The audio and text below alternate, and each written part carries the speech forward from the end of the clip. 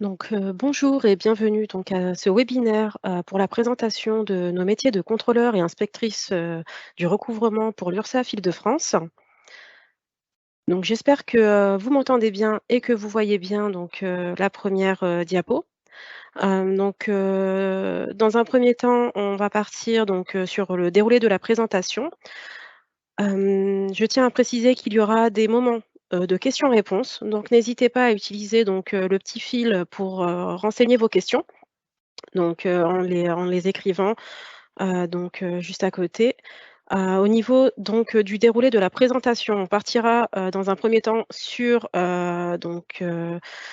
une courte présentation de la sécurité sociale, du réseau des URSSAF au cœur du financement de la sécurité sociale.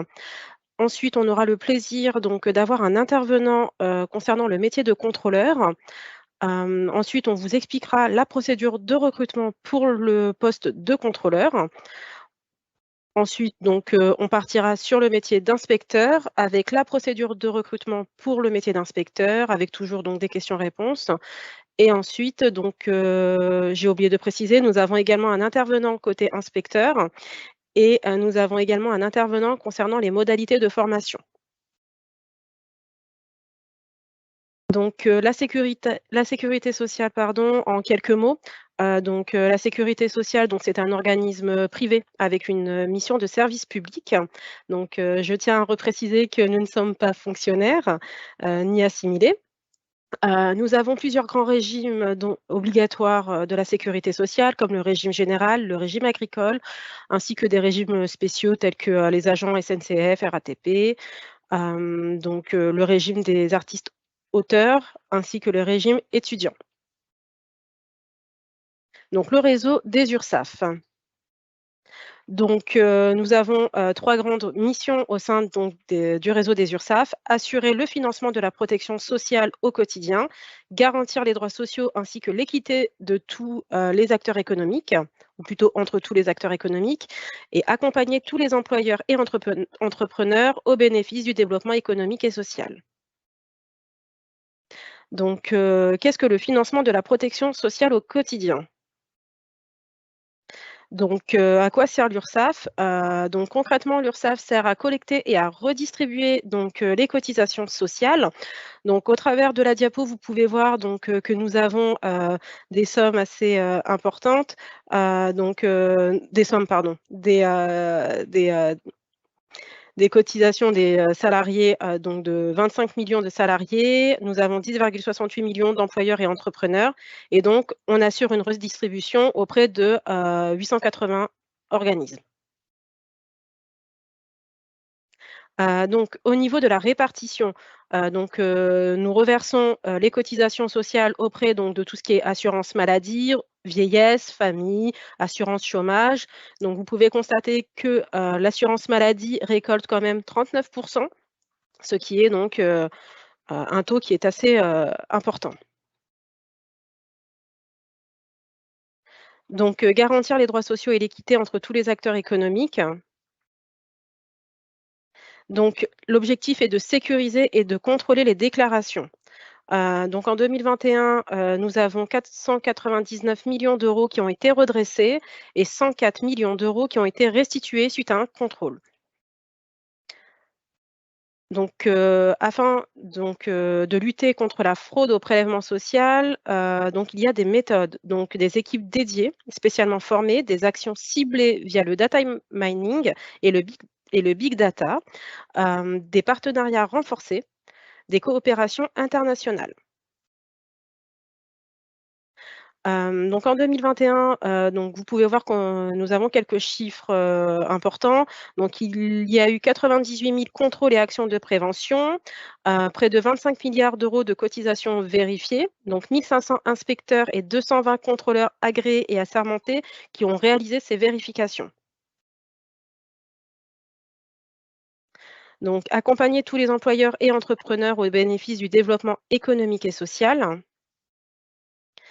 L'idée étant que l'URSSAF soutient les entreprises en difficulté à partir de différentes actions comme de l'information préventive, un traitement plus adapté possibles à la situation des usagers, le développement de partenariats locaux, un dispositif concret pour détecter les difficultés et des plans d'accompagnement qui sont déclenchés dans le cadre de situations exceptionnelles.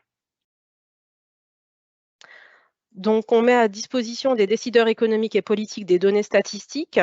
Donc, vous pouvez voir que nous avons la réalisation d'analyses statistiques sur les données conjoncturelles, la participation aux observatoires économiques régionaux, ainsi que l'ouverture des données au plus grand nombre à partir d'un portail, donc sur www.open.ursaf.fr, ce qui permet à tous de créer notamment de nouveaux services à partir de ces données.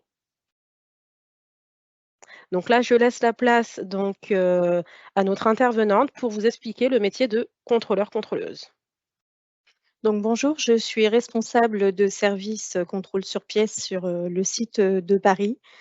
Pourquoi contrôler les usagers? Le recouvrement des cotisations et des contributions sociales repose sur la base d'un système déclaratif, des contrôles réguliers, le plus souvent a posteriori, pour vérifier l'exactitude et la conformité des informations déclarées afin de rétablir les salariés dans leurs droits, garantir une saine concurrence entre les entreprises. Les contrôleurs vérifient la conformité des déclarations effectuées par les petites entreprises en réalisant donc des contrôles sur pièces. Donc les missions d'un contrôleur, donc contrôler sur pièce dans les locaux de l'URSSAF ou à partir des données informatiques à sa disposition, l'application de la législation du recouvrement, y compris en matière de lutte contre le travail dissimulé. Également exploiter les PV de travail dissimulé produits par les partenaires, déployer le plan de contrôle annuel de l'organisme pour améliorer le taux de couverture des usagers des très petites entreprises, réaliser également des diagnostics URSSAF ponctuellement, donc c'est à la demande essentiellement des entreprises, participer à l'information et au conseil des employeurs sur l'application de la législation. Donc les qualités requises pour pouvoir exercer ce métier sont avoir le sens du service public, avoir le goût pour l'investigation, exercer son sens de l'organisation et capacité à travailler en autonomie, faire preuve de pédagogie, rester discret pour préserver la confidentialité des dossiers traités et maîtriser l'outil informatique. Donc, le statut du contrôleur, l'accès au métier est conditionné par la réussite à une formation initiale nationale. La fonction est réglementée, donc le contrôleur est agréé et assermenté à l'issue de sa formation. Le rôle défini donc par l'article L 243-7 du Code de la sécurité sociale.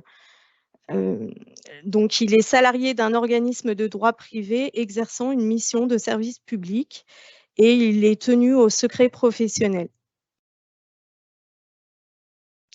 Le cadre de travail, donc on met à disposition de chaque contrôleur un ordinateur portable pour exercer son métier, avec les outils, dont un outil spécifique pour le contrôle des entreprises, donc à disposition et le contrôleur donc est sur site.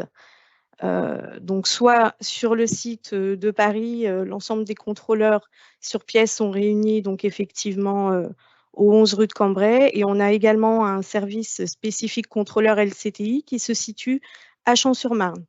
Donc au niveau des exigences, l'activité de contrôle s'exerce seule au quotidien, alors en toute autonomie, mais sur site avec le soutien donc des collègues et de la hiérarchie. Donc il y a un réel travail de partenariat qui se met en place. La législation est évolutive et nécessite donc des mises à jour régulières de ses connaissances.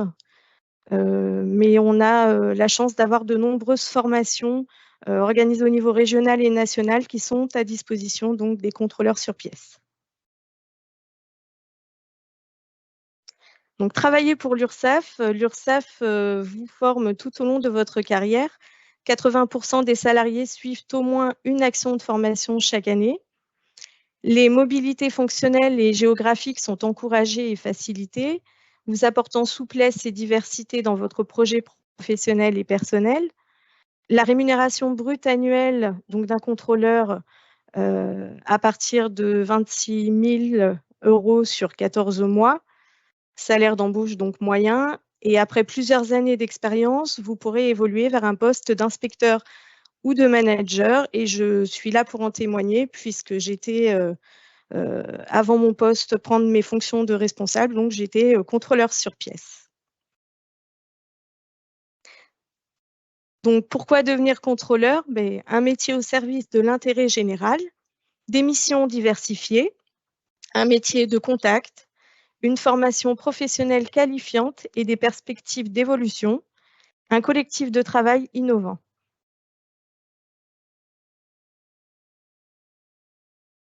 Donc au niveau du processus de recrutement, du contrôleur, donc nous avons pour cette 17e promotion 6 postes à pourvoir au sein de l'URSSAF Île-de-France. Donc au niveau des conditions à remplir, avoir un casier judiciaire vierge, donc il faudra, ajouter à votre dossier, que vous allez compléter, sur le site, La Sécu Recrute, en sélectionnant URSSAF Île-de-France et être titulaire d'un bac+2, comptabilité, administration et gestion des entreprises ou en droit ou ressources humaines. Alors quant aux candidats internes à l'institution de sécurité sociale, vous n'êtes pas tenu, voilà, d'avoir, la condition, du diplôme. Vous devez cependant obtenir l'accord de la direction de votre organisme qui vous autorise, en cas de candidature retenue, à suivre la formation initiale en alternance.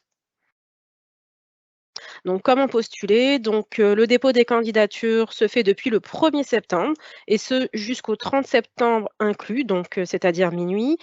Donc, il faut vous rendre sur lasecurecrute.fr, donc créer votre espace, donc c'est très important, avec, donc une adresse, mail personnelle avec celle avec laquelle vous allez pouvoir échanger, donc avec l'équipe, recrutement.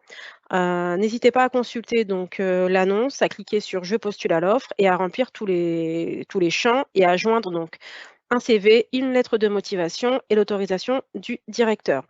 Donc ensuite, il faut envoyer le dossier de candidature. Il y a également, d'autres pièces donc, à ajouter. Donc, si vous avez la possibilité, de les mettre, vous avez la totalité, voilà, des pièces qui sont renseignées dans le corps de l'annonce. Et donc par contre, si vous souhaitez postuler à plusieurs organismes, il faut remplir qu'un seul dossier. Donc vous sélectionnez donc, l'organisme, donc de votre premier choix et ensuite l'organisme de votre premier choix, fera le nécessaire pour transmettre les informations à votre deuxième et troisième choix. Donc au niveau du déroulement de la procédure, donc au niveau du process, donc nous avons, 2 petits tests. Donc le test d'aptitude cognitive, qui évalue les capacités verbales, numériques et de raisonnement logique, donc ça dure à peu près 1 heure. Un test d'aptitude bureautique, qui dure également 1 heure. Donc les tests d'aptitude cognitive et bureautique se dérouleront sur la période du mois d'octobre. Et ce sont des tests donc, éliminatoires. Donc, au niveau, des candidats internes du réseau URSSAF, ils sont exemptés de ce process de test cognitif et bureautique. Ils passent directement donc en entretien de motivation qui dure 1 heure entre le mois d'octobre et novembre. Donc là, la particularité cette année, c'est que la décision finale sera rendue en décembre pour une prise de poste début janvier. Donc, je laisse la main à madame, Élisabeth. Merci. Donc, bonjour à tous, tout d'abord. Donc, je vais vous présenter le métier d'inspecteur de recouvrement. Vous allez voir, il s'apparente au métier du contrôleur avec la très grosse différence, c'est que les inspecteurs vont en entreprise. Ils ne travaillent pas sur le site de l'URSSAF, ils sont exclusivement, essentiellement au sein des entreprises. Donc, pourquoi contrôler les usagers? On a déjà parlé. Hein, je vous rappelle que les employeurs nous déclarent le montant des cotisations. C'est eux qui fixent le montant des cotisations qu'ils doivent nous verser. Donc forcément, qui dit déclaration dit un contrôle a posteriori.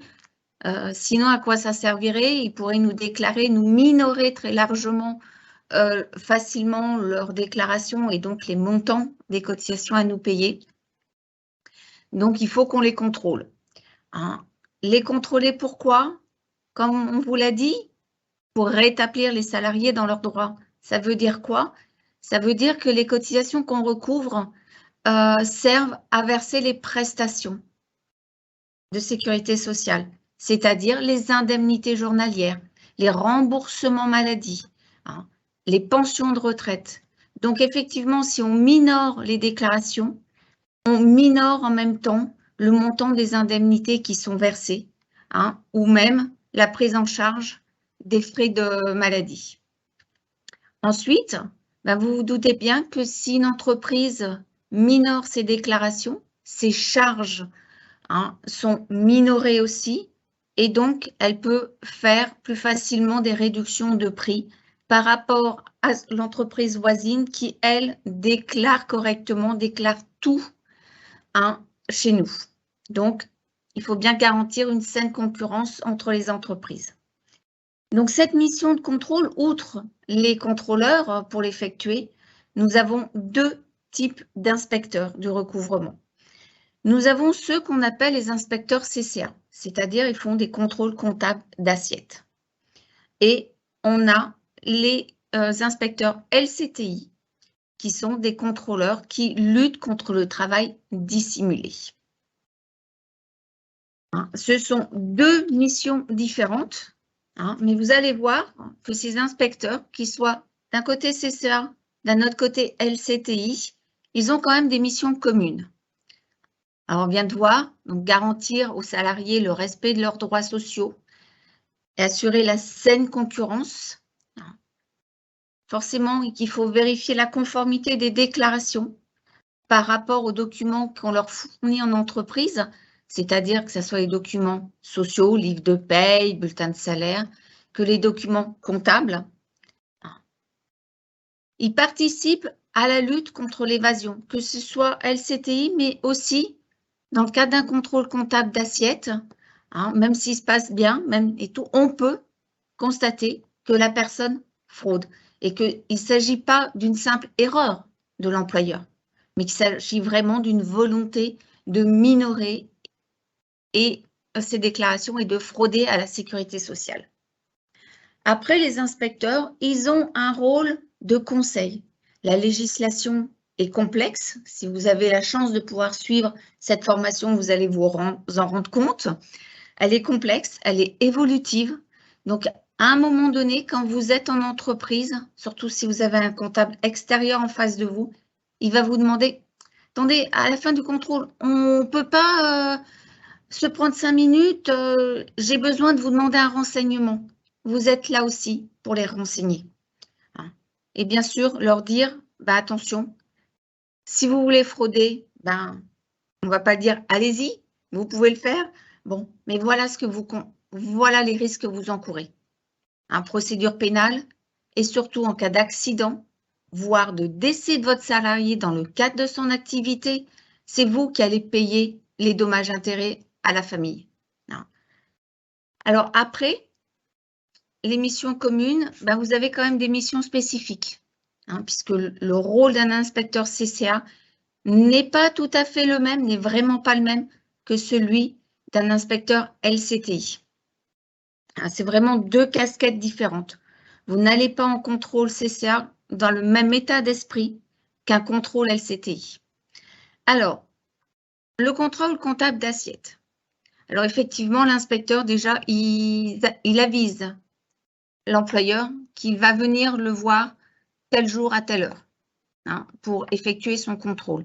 Son rôle à lui est essentiellement de régulariser des montants de cotisation, des situations dans lesquelles on pourra dire que ce sont des erreurs de bonne foi.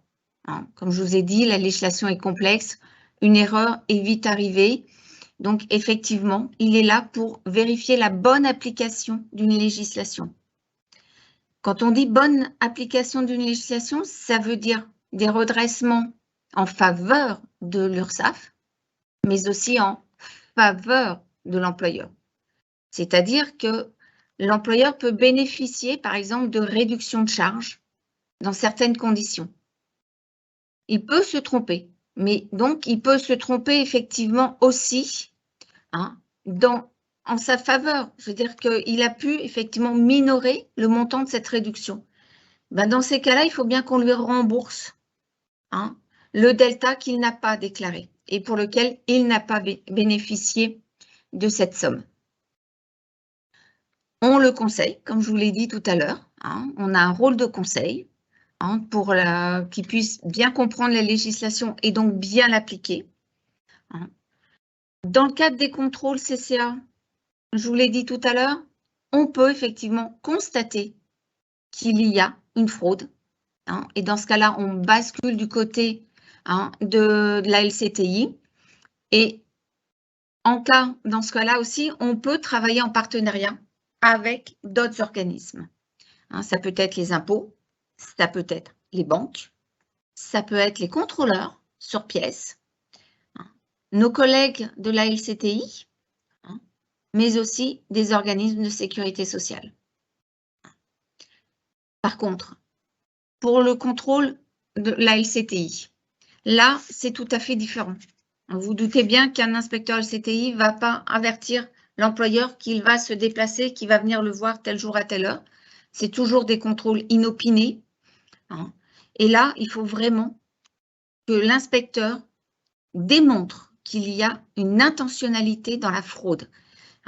Que l'employeur, il savait qu'il était en train de frauder, qu'il savait qu'il avait minoré volontairement ses déclarations. Ce recours intentionnel à la fraude est important, il faut qu'il soit démontré. Ensuite, effectivement, il va régulariser, mais on ne va pas utiliser ce terme parce que dans toute la procédure pénale, on va parler de préjudice pour l'URSSAF. Donc oui, il va recalculer les montants des cotisations qui ont été éludées volontairement par l'employeur, mais on va dire qu'il évalue le préjudice que l'URSSAF a subi du fait de cette minoration de cette fraude. Et surtout, il utilise tout ce qui est procédure pénale. Il instruit une procédure pénale. Son dossier, il est transmis au parquet, au procureur de la République. Il y a par la suite des peines pénales qui peuvent être prononcées à l'encontre de la société et de son représentant. Donc, quand on parle procédure pénale, bien sûr, vous doutez bien que ses partenaires privilégiés sont la police, la gendarmerie, les douanes. Il y a aussi les services fiscaux.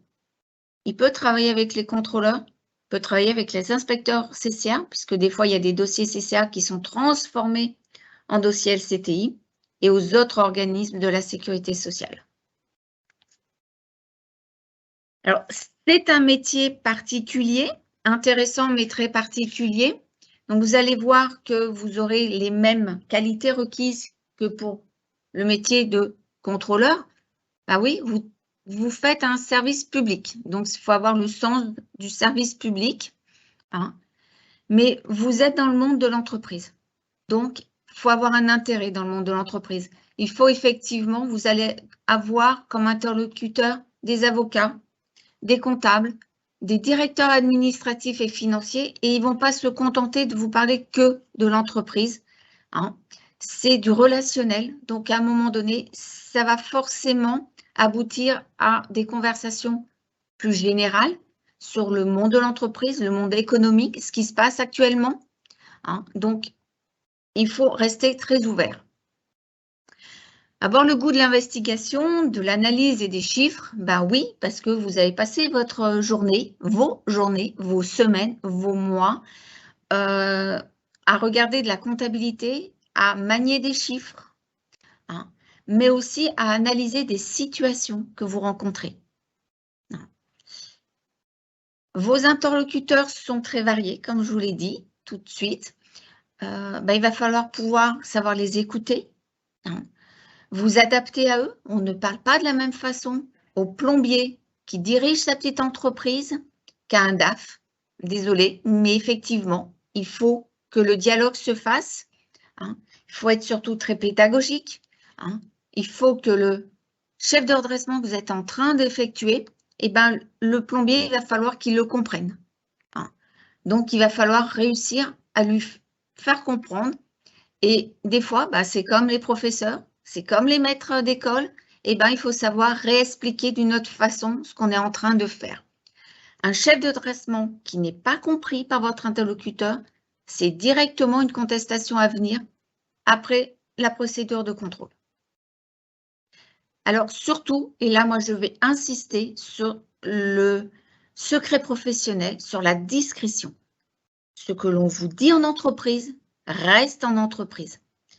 Vous ne pouvez en parler qu'à vos collègues, qu'à vos managers, à votre encadrement.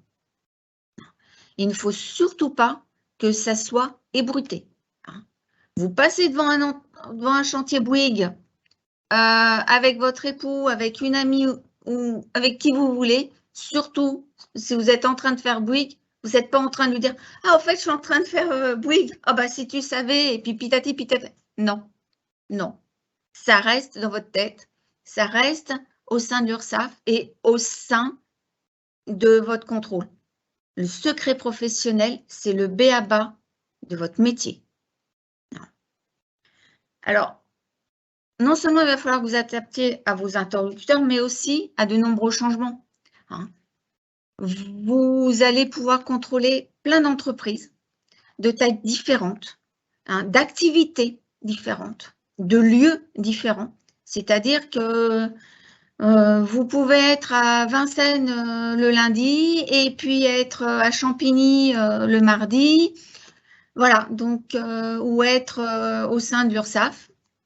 Voilà, vous savez où vous allez le matin, mais vous ne savez pas forcément qui vous allez rencontrer, hein, ce que vous allez trouver derrière la porte. Voilà. Exercer son sens de l'organisation et des responsabilités, oui, puisque vous allez travailler en autonomie. Qui dit autonomie ne veut pas dire, on est d'accord, hein, indépendance totale. Hein. Vous ne faites pas ce que vous voulez quand vous voulez. Hein. Vous devez quand même travailler 7h48 dans votre journée. Hein.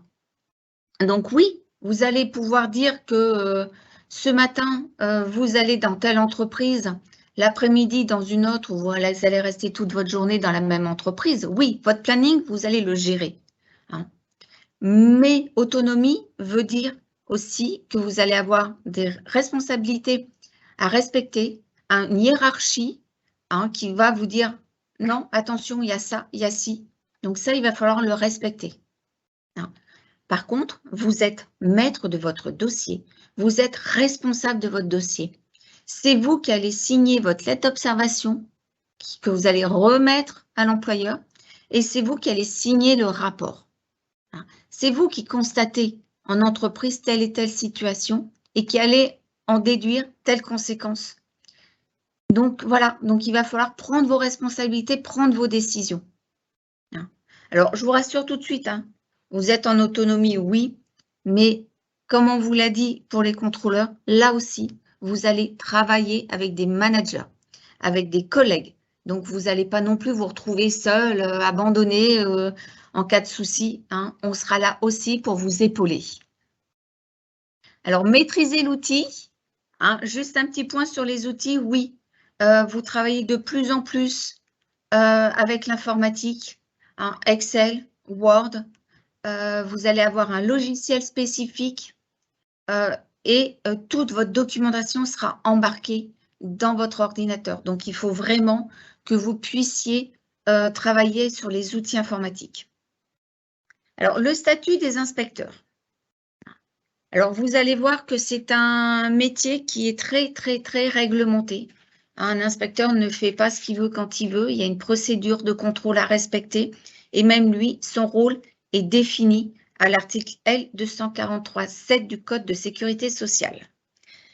Mais avant de pouvoir effectuer ce métier, vous allez devoir suivre une formation initiale qui est nationale. Ça, Aurélie va vous en parler. Hein, mais il va falloir que vous réussissiez cette formation. C'est-à-dire qu'elle va finir par une certification. Il va falloir que vous alliez jusqu'au bout et correctement. après cette certification, vous allez prêter serment au tribunal et vous allez être agréé par le ministère. Et donc, pour les employeurs, quand vous allez vous présenter chez un employeur, il pourrait être à même de vous demander votre carte nationale professionnelle. C'est une carte d'identité qui vous est remise par la Caisse nationale des URSSAF, anciennement la COS, et qui prouve que vous êtes bien inspecteur du recouvrement, que vous pouvez effectuer les contrôles, que vous pouvez vous présenter en entreprise, puisque, comme je vous ai dit, on est très réglementé. Alors, c'est Camélia qui vous l'a dit, vous êtes salarié d'un organisme de droit privé, c'est-à-dire qu'effectivement, vous n'êtes pas fonctionnaire, vous n'êtes pas assimilé fonctionnaire, vous êtes avec le Conseil des prud'hommes, même si vous exercez une mission de service public. Alors, ensuite, on va passer au cadre du travail, qui est à peu près similaire au même que pour les contrôleurs. Pour les outils de mobilité, vous avez, la différence, c'est que vous aurez un téléphone portable en plus de l'ordinateur pour que les entreprises puissent vous joindre facilement, puisque vous n'êtes pas censé être dans les locaux de l'URSSAF tous les jours. Vous êtes à droite, à gauche, donc qu'ils puissent vous joindre facilement. Vous avez les logiciels, comme je vous ai dit, vous aurez le pack office, vous aurez un logiciel spécifique pour faire vos contrôles, mais aussi toute la documentation législative embarquée avec vous. Vous n'aurez pas de bureau individuel à l'URSSAF. Il y a différents sites, où vous allez pouvoir être affecté. Vous serez affecté sur un site. Il y en a plusieurs au sein de l'URSSAF Île-de-France. Vous serez affecté à un site, mais votre rôle n'est pas de passer vos journées dans le site. Il est d'effectuer les contrôles au sein des entreprises. Donc, effectivement, vous irez ponctuellement à l'URSSAF, dans votre site d'affectation, pour remettre les dossiers avec les rapports, pour avoir des réunions. Certains inspecteurs font leur secrétariat sur site, d'autres non, ils restent à domicile chez eux. Et puis, forcément, si vous travaillez en binôme, donc avec d'autres collègues, là, le secrétariat, généralement, il se fait sur site par mesure de simplicité. Et puis, parce qu'on n'a pas forcément envie d'avoir chez soi un collègue avec qui on s'entend très bien. Mais bon, il y a la sphère privée, il y a la sphère professionnelle. Les exigences, on est à peu près les mêmes que pour les contrôleurs. Vous exercez seul au quotidien votre activité. Effectivement, en entreprise, vous y allez seul, sauf cas particulier de grosses entreprises. Mais à tout moment, vous pouvez interroger vos collègues, vos managers. Vous rentrez dans le corps de contrôle. Un corps de contrôle, ça veut bien dire ce que ça veut dire. C'est comme en gendarmerie, c'est comme dans les pompiers. Il y a vraiment ce soutien entre les inspecteurs qui existent et qui est là. La législation est évolutive et vous avez des mises à jour à faire régulières, vos connaissances. Mais là, comme on vous l'a dit, il y a des formations qui sont faites ou des informations aussi et il y a des réunions techniques au sein de votre entreprise, au sein de votre service, qui fait qu'effectivement, cette mise à jour, elle se fait régulièrement. Pour les inspecteurs LCTI, petite contrainte supplémentaire, ce sont des interventions qui peuvent avoir lieu en dehors des horaires habituels. Vous comprenez bien que si vous allez contrôler une boîte de nuit, vous n'allez pas y aller à 8 h du matin. Vous allez plutôt y aller sur les coups des minuit, 1 h. Mais vous avez des systèmes de compensation horaire et financière. Ensuite, je ne vais pas revenir sur pourquoi travailler à l'URSSAF. On vous en a parlé tout à l'heure. Simplement, le point, c'est la rémunération qui diffère pour les inspecteurs par rapport aux contrôleurs. C'est 32 000 € par an sur 14 mois, en salaire d'embauche moyen. Après, vous avez la possibilité d'évoluer. Alors, aussi bien sur un poste de manager, Et puis, en fonction, si vous êtes un CCA, vous allez pouvoir passer à LCTI si vous préférez être sur de la fraude pure, hein, ou inversement. Si vous êtes LCTI, vous dites, oui, bon, ouais, je préférerais faire du contrôle comptable d'assiette, vous allez pouvoir revenir. Mais je vous préviens quand même que le métier d'inspecteur CCA est plus complexe. La législation est plus complexe que la législation LCTI. Donc, effectivement, si vous voulez faire LCTI, CCA, il faudra que vous repassiez par une formation qui pourra être adaptée. Il y aura des modules de formation qu'il faudra que vous suiviez, alors que vous pouvez passer plus facilement du métier d'inspecteur à celui de LCTI. Mais moi, je vous précise, faites attention, c'est des métiers différents, la casquette est complètement différente. On ne rentre pas dans une entreprise pour un contrôle CCA avec le même état d'esprit que quand on y va pour de la LCTI. Alors, pourquoi devenir inspecteur? C'est à peu près comme pour contrôleur, hein, service d'intérêt général, des missions très diversifiées. Hein, ça, je vous le confirme. Vous allez être amené à faire des contrôles, mais vous allez pouvoir être amené à participer à des groupes de référents, hein, aussi bien sur de la législation que sur des outils. Ensuite, c'est un métier de contact. Vous serez toujours en représentation de l'URSSAF. Vous aurez toujours, quand vous êtes en entreprise, des personnes en face de vous. Toujours, toujours, toujours.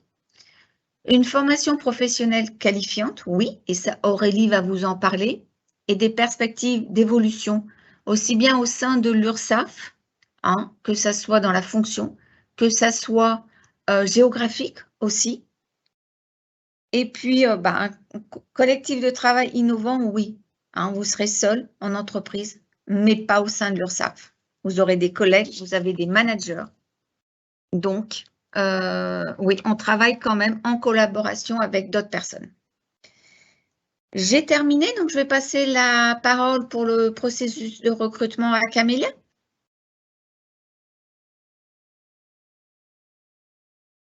Donc, merci pour cette intervention. Donc, en ce qui concerne donc, la promotion, donc la 57e promotion des inspecteurs-inspectrices de l'URSSAF Île-de-France, donc nous avons 28 postes à pourvoir.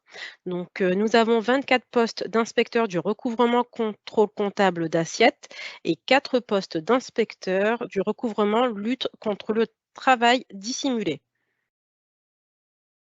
Donc, au niveau donc des conditions pour pouvoir accéder donc, au processus de recrutement, il faut donc avoir une formation Bac+3, +4, donc licence master, dans les domaines suivants: comptabilité, administration et gestion des entreprises, ou bien du droit ou des ressources humaines, ou une formation donc Bac+5, donc master 2, toutes filières confondues.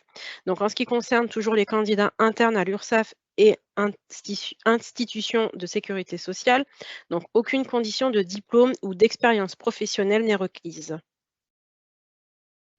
Donc au niveau, des conditions complémentaires, donc avoir un casier judiciaire vierge, qu'il faudra joindre donc à votre dossier de candidature, et si vous êtes candidat interne à l'institution de sécurité sociale, donc toujours avoir, l'accord de la direction de votre organisme vous autorisant à faire, donc, acte de candidature et notamment à suivre la formation initiale en alternance pour avoir votre maintien de salaire.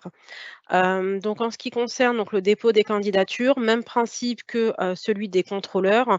Donc c'est ouvert depuis le 1er septembre jusqu'au 30 septembre, minuit. Donc il faut vous rendre sur la sécurecrute.fr, bien filtrer en sélectionnant donc, Île-de-France, URSSAF, CDI. Au niveau, donc de l'offre, vous cliquez donc, sur «Je postule à cette offre» et vous remplissez tous les champs en y mettant bien donc toutes les pièces, demandées. Donc, si vous avez donc toujours, plusieurs critères, au niveau, des organismes, plusieurs choix, donc il faut saisir qu'un seul dossier et ensuite on se chargera donc de transmettre votre candidature aux autres organismes. Donc au niveau du déroulé du processus de recrutement, donc là, il y a une particularité, Donc, vous passerez donc les tests d'aptitude cognitive donc d'1 heure, des tests d'aptitude bureautique d'1 heure également.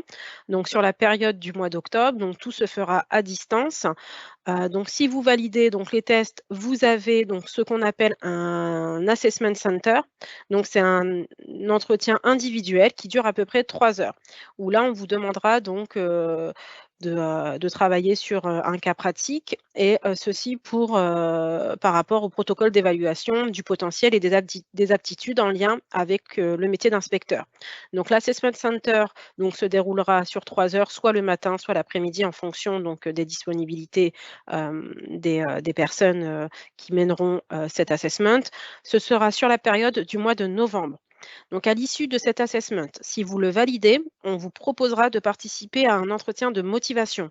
Donc là, pour le coup, sur les inspecteurs, il n'y a pas de chargé de recrutement pour les entretiens. Donc l'entretien dure à peu près 1 heure et ensuite la décision finale vous sera donc, communiquée à partir du mois de décembre pour une prise de fonction en janvier 2023. Je pense qu'on peut passer qu'on peut passer à la partie dédiée aux modalités de formation. Merci. Bonjour à toutes et à tous. Donc, je suis Aurélie Monod, la responsable de l'URSSAF Corpus, donc, qui est la nouvelle organisation de la formation des inspecteurs et des contrôleurs. Et donc, nous gérons le dispositif pour l'ensemble des URSSAF de France et des DOM.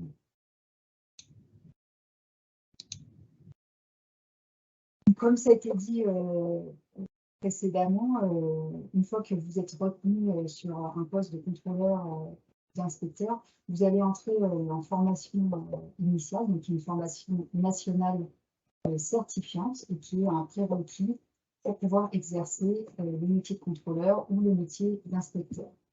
Comme vous l'a dit Elisabeth, à l'issue de cette formation, vous devrez également être assermenté, donc prêter serment devant le tribunal d'instance et ensuite être agréé par le ministère.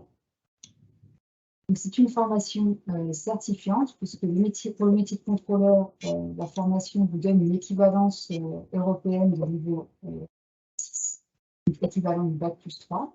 Vous obtenez donc à l'issue de la formation un certificat de qualification professionnelle. Et depuis la promotion précédente, dans la demande pour le métier d'inspecteur, vous obtenez un certificat de qualification professionnelle reconnu au niveau européen, niveau 7, soit équivalent Master 2. On vous a donc indiqué les différentes thématiques que vous allez vous préparer pendant cette formation qui vous permettront d'exercer votre métier. Donc, une thématique autour de la législation de sécurité sociale, recouvrement, lutte contre la fraude, etc.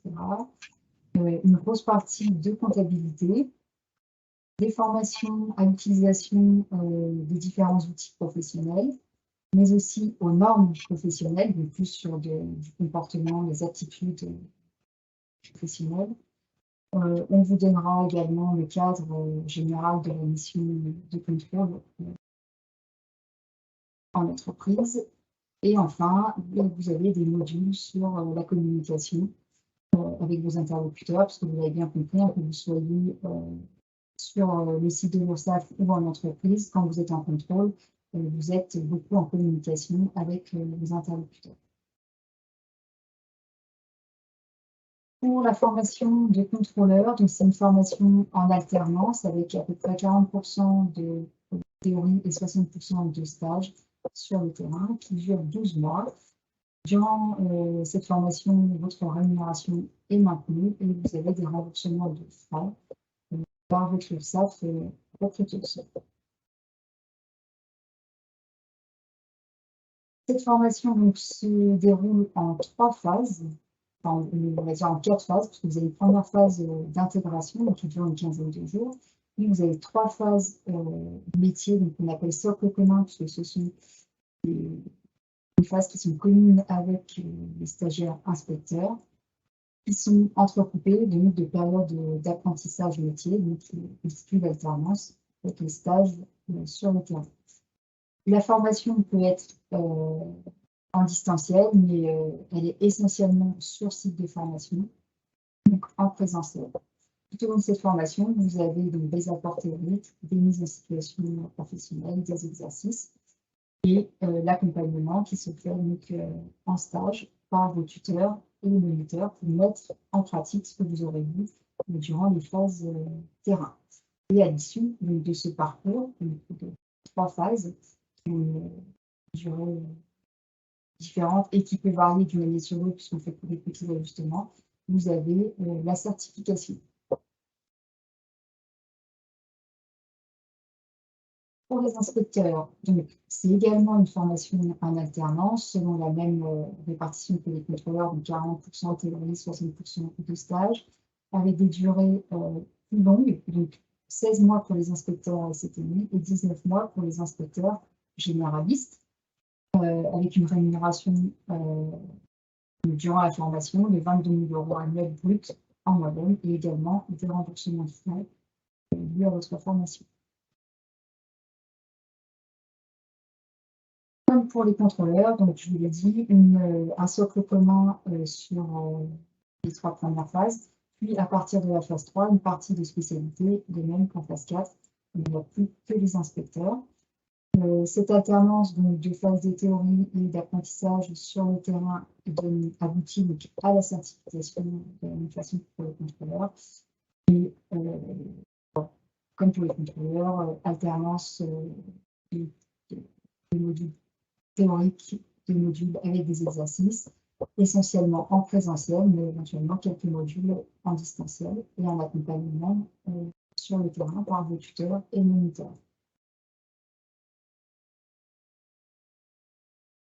Alors, pour les inspecteurs SCTI, voilà, les durées sont un petit peu différentes. Le principe est exactement le même, avec une alternance de phase théorique et de phase d'apprentissage.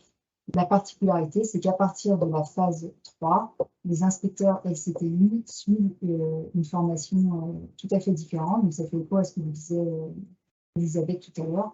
On est vraiment sur des modules très spécifiques à la SCTI en phase 3 et 4.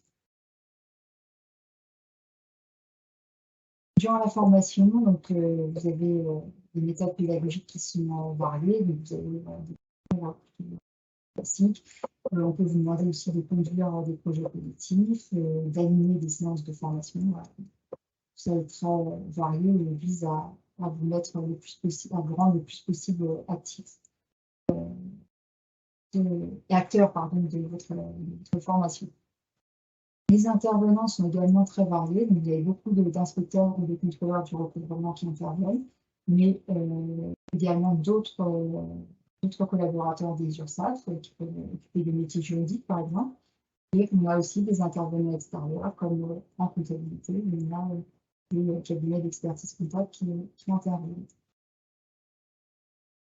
Au cours de la formation, vous êtes amené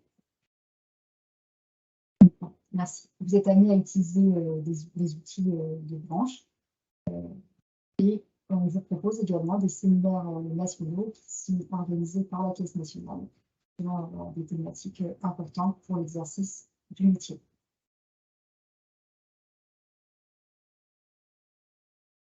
L'évaluation de la formation se fait donc tout au long de la formation et essentiellement quand vous êtes en situation de travail.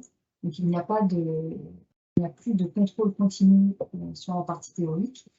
Cependant, ça ne vous dispense pas de travailler, de vous impliquer, d'apprendre vos cours tout au long de la formation, puisque vous serez en fait évalué en situation de travail par vos tuteurs et moniteurs.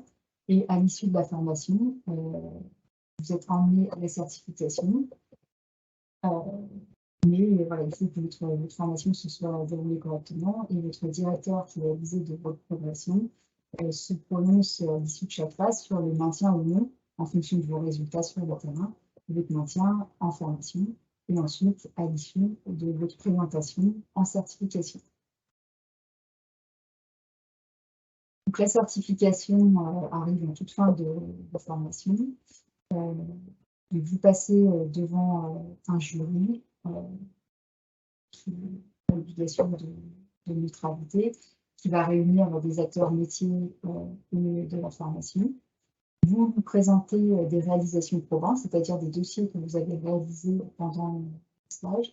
Il y a aussi un temps d'échange avec le jury sur vos dossiers, sur votre capacité à exercer le métier. Le jury professionnel va se prononcer à partir de ces éléments sur votre capacité à exercer le métier, donc sur la validation ou non des différentes compétences. Et dans un deuxième temps, on a un jury national qui va se réunir et qui va délivrer le certificat de qualification professionnelle. Merci à tous les participants et notamment à toutes les intervenantes de ce webinaire. N'hésitez pas à faire acte de candidature avant la date limite de dépôt. Je vous souhaite à tous et à toutes une belle journée.